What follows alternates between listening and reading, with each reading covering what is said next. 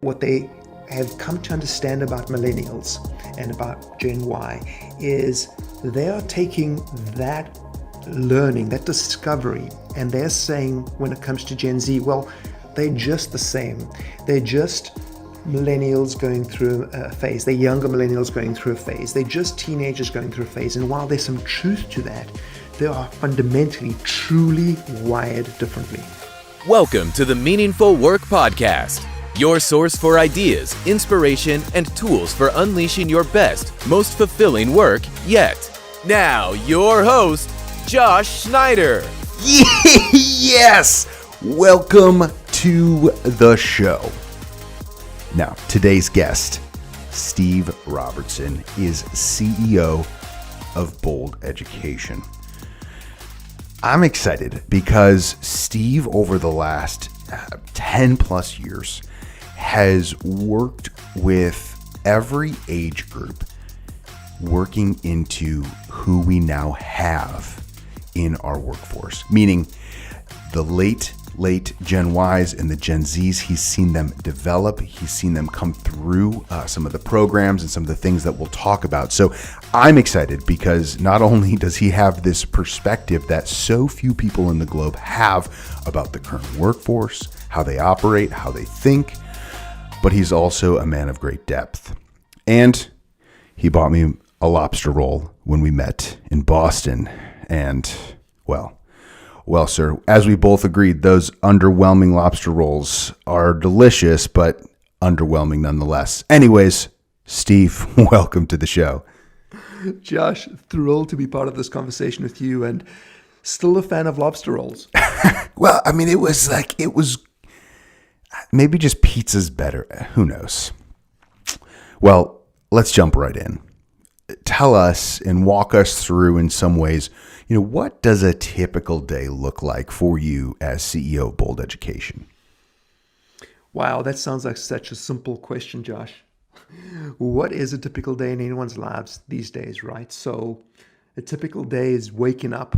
That's pretty typical. A typical day is spending a couple of hours before I get into my day, just spending some time alone and processing things in a spiritual way, I guess. But as far as work on a typical day, it just varies so much. We're pioneering in so many ways. We're dealing with multiple generations in so many ways. And so any day is different, from pioneering new programming, figuring out what the latest conversation that young millennials and Gen Z and even Alpha generation are being a part of. Definitely connecting with the team that we have working as part of Bold Education. And I guess something that excites me is we don't really have very many typical days in the business I'm in. I love it. So just for a little bit of context, because I think the camps and the programs that you've been running are it's such a fascinating idea that I think so many of us are unaware of. Can you just walk through very briefly, I know this is just a part of one of the things that you do, but can you walk us through what that experience was and this big part of what you've been doing over the last many years and what that is exactly?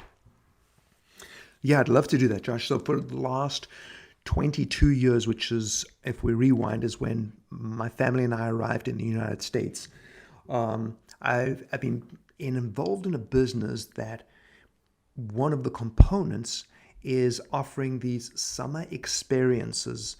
People might think summer camp, but that really gives you some perspective in your mind, which isn't really an accurate reflection of what we do. But these summer programs that are, they're primarily academic, but also there's some sporting components to it. But what's fascinating about it is we have the opportunity to bring students from more than 100 countries around the world and all the states in America to different university campuses that we partner with. And we offer a whole range of different programs, different lengths for these students to come and be a part of.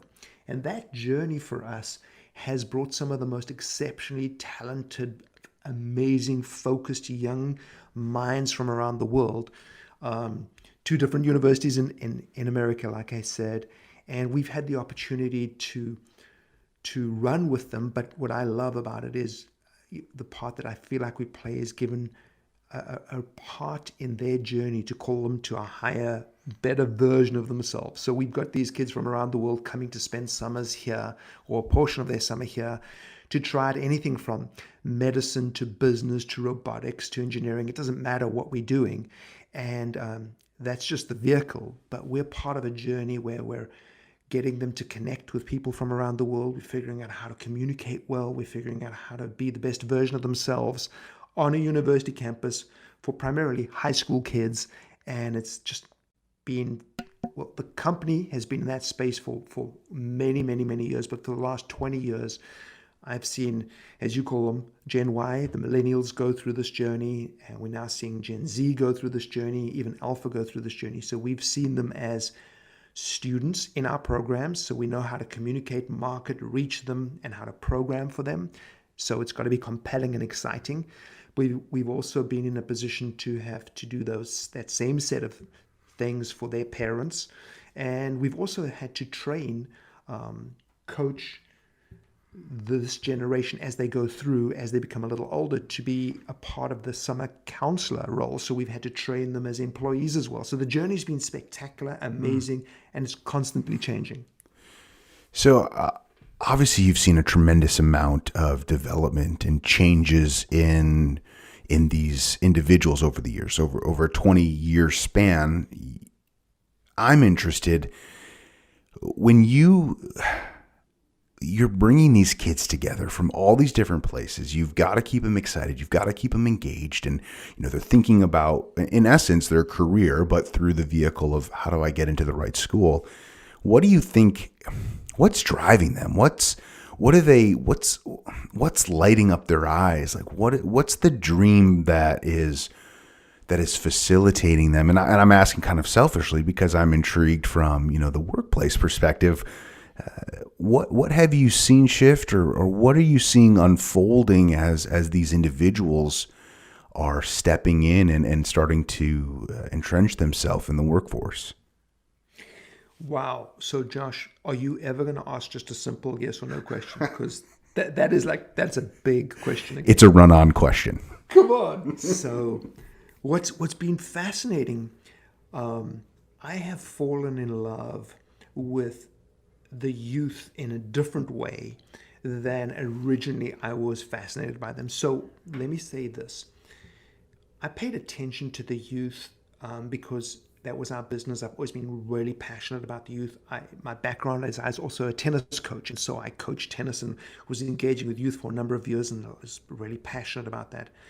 But something shifted, and to answer your question, what is their drive? What are they interested in? What am I seeing?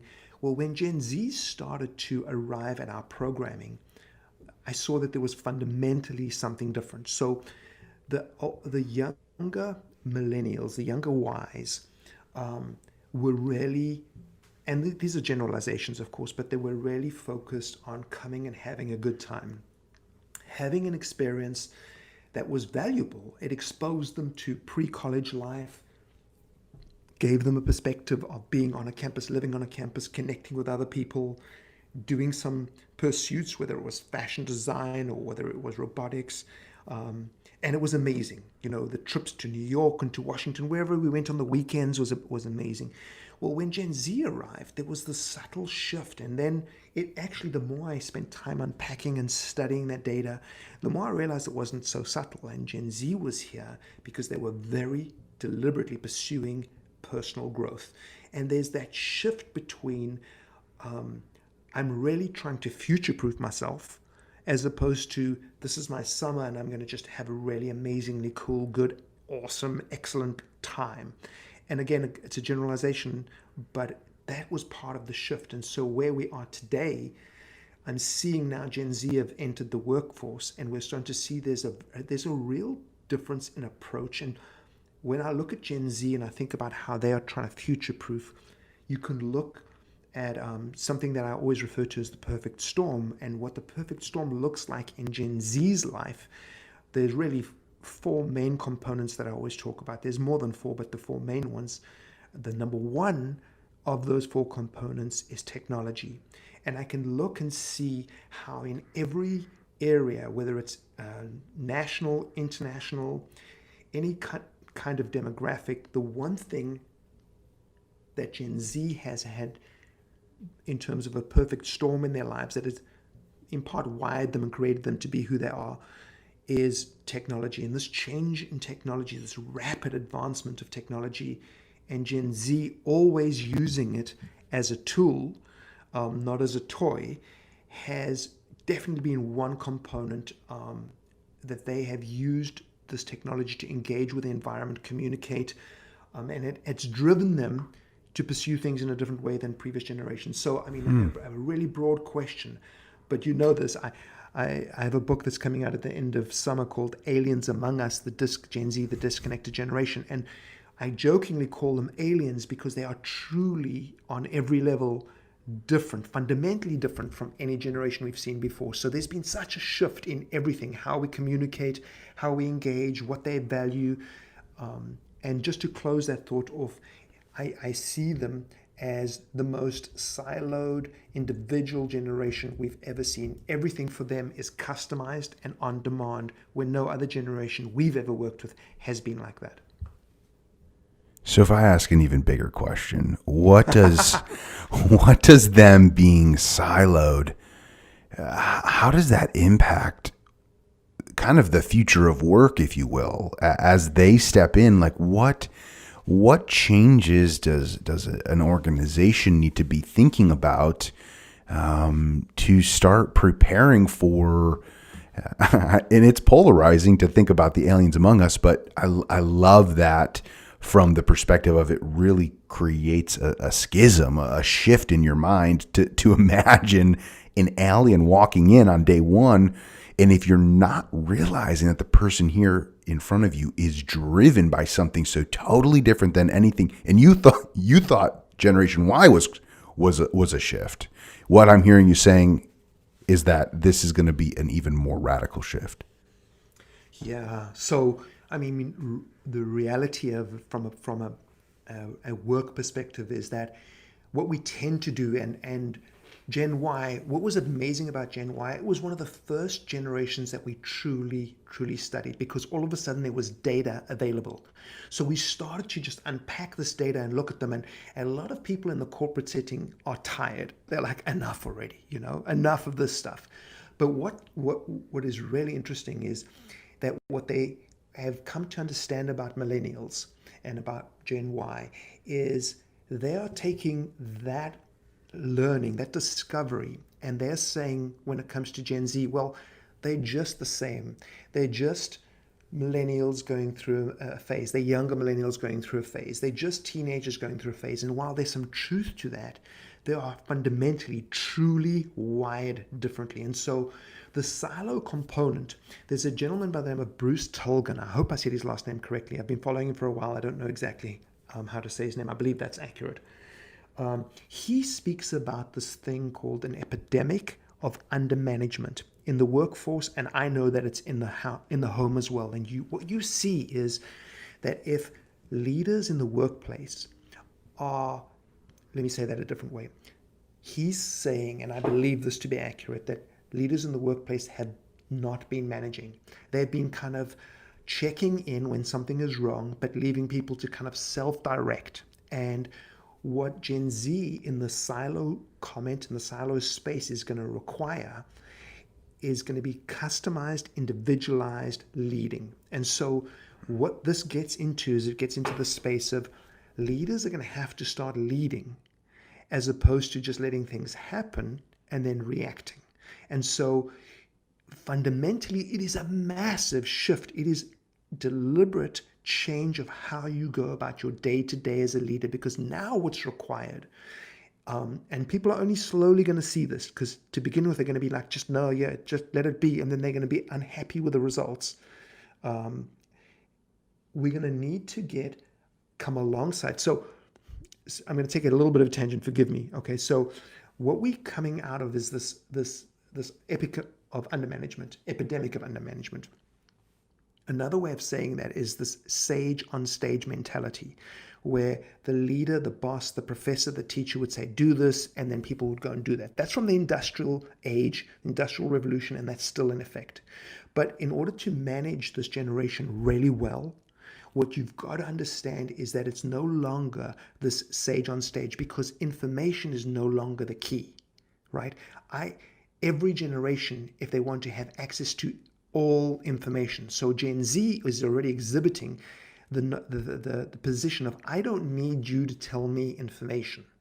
I don't need you. So they don't value the legacy that we can bring to a conversation. So within the workspace, what you need is what I call it's a relationship GPS, and GPS stands for guide positioned by the side. So now what I'm saying is leaders have to figure out and come alongside how to come alongside a Gen Z employee, figure out how to get the best out of them. And that is where you're going to start to see the value that this generation is going to and can bring, not only to the workplace, but to our lives. If you don't get this, you are not only going to miss out on probably one of the most productive, innovative, creative employee generations that you can ever imagine, but you're also going to miss out on reaching them as your audience or as your target for your business, as your customer. It's a really big deal. And I think most people don't get it yet, that there's been a major shift and that there's a generation that are truly fundamentally wired differently.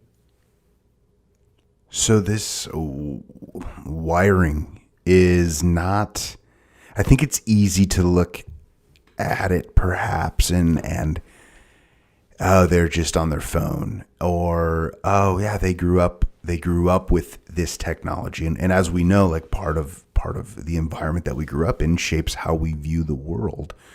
And my core belief is, if someone doesn't feel that you care about them as an employee or as a human being, then you're not creating an environment to access the very best parts of them.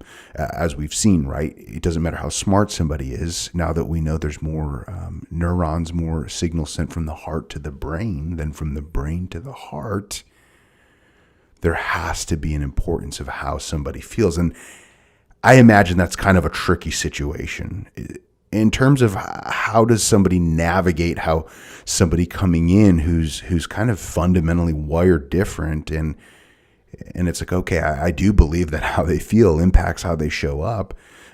Is there an approach or a strategy that they could take to, as a leader, as a manager, as an executive, to kind of cultivate this new person who's now joined forces with you, to get them to realize, hey, there's a way we do something, but I also need to realize there's a way that you do your very best, and brokering that difference. Wow, I love that question, and we couldn't agree more with one another that when people feel valued and feel good about where they are, that's when you certainly are going to see the best version of them. And so, even though you said it more eloquently than me, yes, 100% agree. So, Josh, I think the way I've seen this developing successfully is, the first thing is to have a new lens and to realize, okay, I have this alien who's coming into my workplace. Immediately making the assumption that that's not just business as usual already puts you in a position to say, well, how can I engage in a more productive way? So that's, in my mind, the first core step that needs to be taken, is just realizing that they're different. The second part of this conversation is, as I mentioned a little bit earlier, the deliberate approach. Now, bearing in mind that more than 40% less in-person FaceTime with friends is what Gen Z is coming out of. So in other words, Gen Y spent 40% more. That's saying it poorly. It's reversing the statistic. So Gen Z is spending 40% less FaceTime with friends, in-person FaceTime with friends, than Gen Y did. So you bring this person in to the workforce, and you've got to figure out, one, how to to do this in-person FaceTime communication well, because they are the generation that right now is the least practiced at that. In fact, more than 30% of their communication is digital. So you've got to bridge as a leader that communication gap. Now they meaning Gen Z, will enjoy the one-on-one FaceTime, right? But that's what it's going to require. It's going to require you coming alongside the GPS, alongside each employee to figure out who are you, what makes you tick, how can I fine tune this relationship, not only to get the best out of you, but for you to be the best version of who you can be.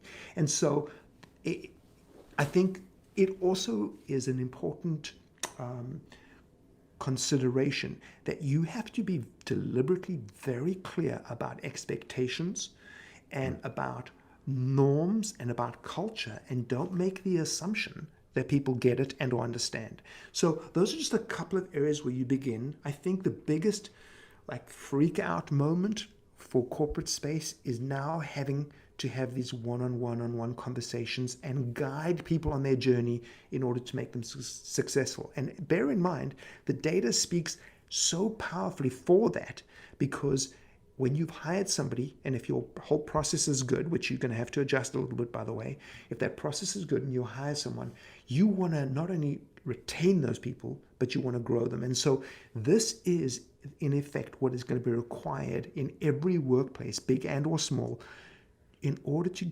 future-proof your business and get the best out of these people as they come in. So I wrote down two words as you were talking, and I wrote down the word authenticity and I wrote down the word authority. And I'm curious in your perspective of, generally speaking, up to this point, leadership has been an authority, and in some ways, there's nothing wrong. There's nothing wrong with that. Like you grew up in a household with a mom or a dad, or with somebody who's your authority, and they help guide you and shape you into hopefully the best version of who you can be.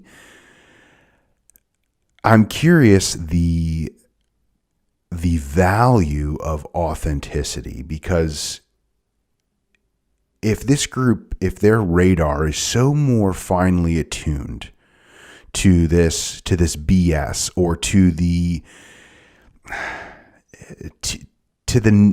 negative emotions that they feel around strict authority, and tying back into the GPS thinking, how much more valuable is just authenticity? And that might even mean like, hey, I don't know what the answer is, or hey, I want to help you, I don't know how to help you. Can we talk about this? Versus the old model of a bit more authority. Hey, I need you to do ABC. I need you. And well, listen, I just learned this super cool thing. It's called the amygdala hijack. Yep. And so I'm doing this training, and they're talking about the amygdala hijack. And then they said something. I mean, I've kind of like, I've thought about this, but never used these terms. And they're saying, have you ever been in a situation where you leave a meeting with somebody, you leave a one-on-one, you leave a performance review or a conversation, and you're thinking to yourself, I have told them 3 times to do this. Like, what are they missing? And this amygdala hijack, basically, it's a part of our brain that's scanning the environment, looking for good or bad. And when it gets hijacked, it's saying, okay, safety first, and new neurons are not firing, meaning what happens is we actually retreat into our memories and we're not making new synaptic connections. So when you're in this moment, you're not collecting information to make a different decision. You're retreating in. And so I'm like, this is like blowing my mind. And as you're saying that, I'm like, wow, the value of authenticity, because if this generation is even, I dare use the word sensitive, but they are more finely attuned to what might not or might set them off. And just this impact of, if we can prevent the amygdala from being hijacked, then it gives us this opportunity to have conversations that get remembered and not forgotten, Very fascinating. Speaking of hijack, maybe I hijacked my own question. No, I got it. So, being authentic is huge on so many levels. Think about this. Gen Z have been, for all intents and purposes, CEOs of their own lives from day one. Now, let me explain that. Almost from day one, everything in their world was on demand for them. They could, in theory, eat, drink, Uber, do whatever they wanted, when they wanted, on demand. They also were able to curate. In other words, only bring into their lives and consume what it was that they wanted and liked. So if you didn't fall into that curated stream, you were no longer even on their radar. It's like you didn't exist. So here we have these people growing up as CEOs. You also have a generation, as you so accurately said, that are hyper aware of everything. So the second and the third part of that perfect storm I referred to earlier, the first part was technology. The second part is actually... Sorry, Siri's just decided to get into my conversation. I apologize. Isn't that funny? The second part is world news. The third part is social media. And so what with those three parts, the fourth part, for those who are interested, is parenting or leadership, by the way. So those four parts have grown this new generation. And so because they are so have access to so much information 24/7, they have the ability to look behind the curtain, as it were, and they are the most cause-driven generation we've encountered, primarily because they have access to so much. They also have not only access to the news and information, but they have a platform that they can speak on, so they can voice their opinion. Now, you come into the workplace, they've been CEOs their own life. They see themselves as CEOs. They just don't want to have the same risks associated as being a CEO. So they want to have the CEO. They want to be the CEO without the risk, right? So if you are not authentic in your conversations, in your interaction with them, they see through so much. Now, I'm not claiming that they have all wisdom, but they certainly have a lot. And that authentic approach is critical. Now, I'm not suggesting for 1 second an authority is bad. What they all, and we all understand, somebody is the authority. It's just, how are you that authority? I can be the authority and authentic and be obnoxious, right? That chef in the kitchen, and I won't mention his name, who's just obnoxious on the TV show that freaks everybody out. Okay, so you can do that. But there are other ways. You read about someone like Steve Jobs, and apparently he was obnoxious. People now think that is the way to be a leader. I'm suggesting that if he wasn't obnoxious, he would have been an even better leader. But my point is this. I don't think they have an issue with authority at all. I think they recognize that. But what they're looking for is authentic authority. In other words, that you are the authority, but you know how to be authentic without being obnoxious. That is how you win everybody over. That is how you win this generation over. And this, in my opinion, is how you lead them well. Now, is that going to mean that you can't have a rebuke, a conversation where you correct people? No, you just have to think about it in today's context of doing that in a way that is meaningful and managed well. So I don't know if I answered your question fully, but I think I did. Wow. So, Steve, one of the things that I want us to get to in the fireside chat is, because one of the things you had mentioned was parenting, and in the fireside chat, you've got to, the first time I heard you talk about this, mutual uncommon ground, it light bulb, I don't even know if light bulbs, it was like I walked into a light bulb store, were going off in terms of how incredibly powerful. Because as you will share, there's a small little shift that so many parents are putting in maximum effort, trying and completely, in some way, shooting themselves in the foot to build this relationship with their kids versus approaching it from a mutual uncommon ground. So I had to, that was like, this is for me. I want to hear this again in the fireside chat. But in closing, what is a defining statement, or what is a thought that somebody can take to just put into their pocket to continuously marinate on, because you have been in the trenches with these individuals, with these young adults, and data aside, you have seen this year after year after year. So allow somebody who's saying, hey, I'm managing, I'm starting to hire these people, I'm having to work alongside these people. What is one thing that they can start to take away and immediately improve relationship with, or improve the way that they manage and lead this new generation? It's a big conversation, and let me encourage anybody who agrees with us up until now in the following way. We look at this generation as disconnected, connected on their phones, but disconnected. And that is completely inaccurate. They are just communicating with the world differently. And when we take the dis out of disconnected, what I use dis for is deliberate, influence, stream. And so I want to just close by saying this. The economy and the currency has shifted. Today we live in an economy that is an influence or influencer economy. The currency of the day is influence.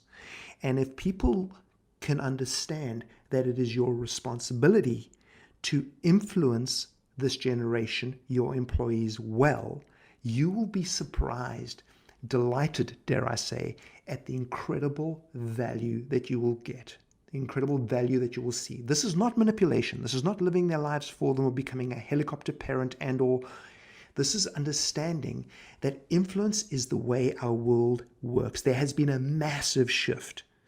And if you forget that others are influencing your employees 24/7, you have made a mistake. So I'm encouraging you to understand that if you look at any new employees from the perspective of how can I influence them well, it's a run-on from the peer group, a peer influence concept. And I don't need to explain influences today because everybody gets it. If you look at your management style as how do I influence them well, how do I influence and lead them well, I think that in conjunction with a new lens through which to view this generation, understanding that they wire differently, you are well on your way. And I want to encourage you just to take one step at a time. The results will speak for themselves. The fruit of your labor will be all you need to encourage you to continue in a certain direction. Steve, thank you so much for being on the show and in many ways taking something that is, it's so far out in front of how we think, of how we want to even acknowledge, and giving us some tangible ways to address this. I look forward to talking to you more on the Fireside Chat. If you want to get a hold of Steve, we've got his LinkedIn and his website linked up. Go there, check him out. He's releasing new content, stories, ideas, articles, and things that help you stay current in understanding the trends, the ideas, the drivers, the challenges to avoid with this new generation in the workforce.